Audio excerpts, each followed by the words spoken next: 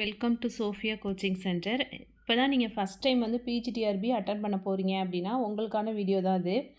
So first வந்து பிஜிடிஆர்பிக்கான syllabus என்ன அப்படின்னு ஃபஸ்ட்டு தெரிஞ்சுக்கோங்க. கூகுளில் www.trb.tn.nic.in அதுதான் வந்து அஃபீஷியல் வெப்சைட். அண்ட் www.trb.tn.gov.in இந்த ரெண்டு வெப்சைட்லேயும் போனீங்க அப்படின்னா ஃபஸ்ட்டு லிங்க்கை வந்து கிளிக் பண்ணணும்.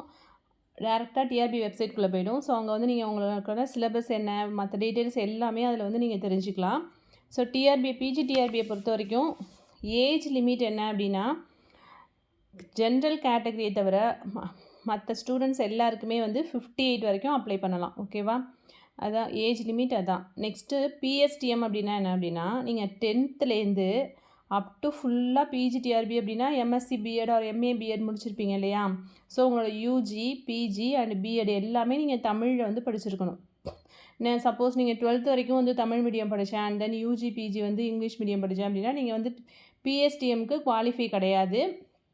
ஸ்கூலிங்கும் ஃபுல்லாக வந்து நீங்கள் தமிழில் படிச்சிருக்கணும். And then UG, PG and then BEd எல்லாமே வந்து தமிழில் படிச்சிருந்தா தான் நீங்கள் வந்து பிஎஸ்டிஎம்க்கு குவாலிஃபை ஆவீங்க. ஸோ பிஎஸ்டிஎம் ஃபார்மேட் ஒன்று கொடுத்துருப்பாங்க. அதை ஃபில் பண்ணி அந்த சர்டிஃபிகேட்டும் நீங்கள் வந்து அப்லோட் பண்ணுற மாதிரி இருக்கும். பிஎஸ்டிஎம் குவாலிஃபைன்னு நீங்கள் டிக் பண்ணீங்க அப்படின்னா அப்ளிகேஷனில் அதுக்கான சர்டிஃபிகேட் ஃபார்மேட் கொடுத்துருப்பாங்க. அதை நீங்கள் சப்மிட் பண்ணணும். அண்ட் தென் தமிழ் தகுதி தேர்வு அப்படின்னா, இப்போ தமிழ் தகுதி தேர்வு வந்து எல்லாருக்குமே தான் உண்டு. இப்போ பிஎஸ்டிஎம் நான் சர்டிஃபிகேட் சப்மிட் பண்ணால் தமிழ் தகுதி தேர்வு கிடையாதா அப்படிலாம் கிடையாது. எல்லாருக்குமே வந்து தமிழ் தகுதி தேர்வு உண்டு. ஓகேவா? ஸோ தமிழ் தகுதி தேர்வை பொறுத்த வரைக்கும் சிலபஸ் வந்து அதுக்கு தனியாக கொடுத்துருக்காங்க. ஸோ 10th புக் மட்டும் நீங்கள் படித்தாலே போதும். அதில் வந்து அதோடய பேட்டர்ன் எல்லாம் வந்து நான் இன்னொரு வீடியோவில் போடுறேன். ஆல்ரெடி போட்டிருக்கேன் எப்படி படிக்கணும் அப்படின்னு சொல்லிட்டு. ஸோ அதில் 20 மார்க் அதில் எடுத்திங்கன்னா தான் நீங்கள் வந்து அடுத்து உங்களோட மேஜர் வந்து கரெக்ஷன் பண்ணுவாங்க. ஸோ தமிழ் தகுதி தேர்வுங்கிறது எல்லாருமே கண்டிப்பாக அட்டன் பண்ணணும். டோட்டலாக உங்களுக்கு 3.5 hours கொடுப்பாங்க. எக்ஸாம் வந்து இப்போ ஃபஸ்ட் டைம் நீங்கள் தான் வந்து தமிழ் தகுதி தேர்வு எழுத போகிறீங்க பிஜிடிஆர்பி. ஆல்ரெடி பியூஓ எக்ஸாம் எழுதிருந்தாங்க. And then UGTRB Tamil qualifying exam எழுதினாங்க. அண்ட் தென் பிஜிடிஆர்பியில் ஃபஸ்ட் டைம் இப்போ நீங்கள் தான் எழுத போகிறீங்க. டோட்டலாக வந்து 30 questions, 22 mark question and 10 1 mark question, டோட்டலாக 50 மார்க்ஸ்க்கு வைப்பாங்க. அதில் 20 மார்க்ஸ் வந்து எடுத்துட்டிங்க அப்படின்னா நீங்கள் வந்து குவாலிஃபை ஆகிடுவீங்க. 20 மார்க்ஸ் எடுத்தால் தான் வந்து நெக்ஸ்ட்டு வந்து உங்களோட மேஜரை வந்து கரெக்ஷன் பண்ணுவாங்க. ஓகேவா? ஸோ இதுதான் வந்து தமிழ் தகுதி தேர்வில் உள்ள டீட்டெயில்ஸு. அண்ட் தென் பிஎஸ்டிஎம் சொல்லிட்டேன், ஏஜ் லிமிட்டும் சொல்லியாச்சு. ஸோ இந்த எக்ஸாம் வந்து டோட்டலாக மெரிட் பேசிஸில் மட்டும்தான் செலக்ட் பண்ணுவாங்க. ஸோ வேறு எந்த இதோ காசு கொடுத்து வேலை வாங்கலாம் அந்த மாதிரி எந்த தாட்டும் வச்சுக்காதீங்க. அது மாதிரிலாம் எதுவுமே எங்கேயுமே நடக்கிறதே கிடையாது. ஒன்லி மெரிட் பேசிஸ் தான். ஸோ உங்களுக்கு வந்து கொஷின் ஈஸியாக இருந்ததுன்னா 120 கூட கட் ஆஃப் போகும். ஹையஸ்ட் மார்க்லேருந்து கட் ஆஃப் வந்து அப்படியே குறைஞ்சிட்டே வரும். ஓகேவா? அண்ட் தென் 2022லலாம் வந்து 95 கூட கட் ஆஃப் வந்திருக்கு. ஸோ கொஸ்டின் வந்து ரொம்ப ஸ்டாண்டர்டாக எடுத்துட்டாங்க அப்படின்னா கட் ஆஃப் வந்து உங்களுக்கு குறையும். ஓகேவா? ஸோ கான்ஃபிடெண்ட்டாக வந்து இந்த எக்ஸாமை வந்து அட்டன் பண்ணுங்கள். ஓகேவா? எல்லாருமே வந்து ஒரே மாதிரி தான் படிக்கக்கூடியங்க. உங்களுக்கு டஃப்பாக இருந்துச்சு அப்படின்னா அது எல்லாருக்குமே டஃப்பாக தான் இருக்கும். ஓகேவா? இப்போ அட்டன் பண்ணுற எல்லாருமே வந்து டீப்பாலாம் படிக்கிறவங்க கிடையாது. ஜஸ்ட் அட்டன் பண்ணி பார்ப்போம் அப்படின்னு கொஞ்சம் பேர் படிப்பாங்க. ஃபுல்லாக எஃபோர்ட் போட்டு படித்தா மட்டும்தான் வந்து இந்த எக்ஸாம் வந்து கிளியர் பண்ண முடியும். அது மாதிரி கண்டினியூஸாக படிச்சுட்டே இருக்கணும். டெய்லி வந்து நீங்கள் ஒரு பேட்டர்னை வந்து ஃபாலோ பண்ணி படிச்சுட்டே இருக்கணும். டைம் டேபிள் போட்டு படிங்க. இந்த ஹவர்ஸ்க்குள்ளே இந்த யூனிட்டை வந்து இந்த டைம்க்குள்ளே நம்ம முடிக்கணும் அப்படின்னு ஒரு டைம் டேபிள் போட்டுக்கோங்க. போட்டுட்டு இப்போ ஸ்டார்ட் பண்ணிங்கன்னா கூட கண்டிப்பாக உங்களால் அச்சீவ் பண்ண முடியும். கண்டிப்பாக ஆகஸ்ட்டில் வந்து கால்ஃபர் வந்துருச்சு அப்படின்னா அதுக்கப்புறம் 2 months வந்து கண்டிப்பாக உங்களுக்கு டைம் இருக்கும்.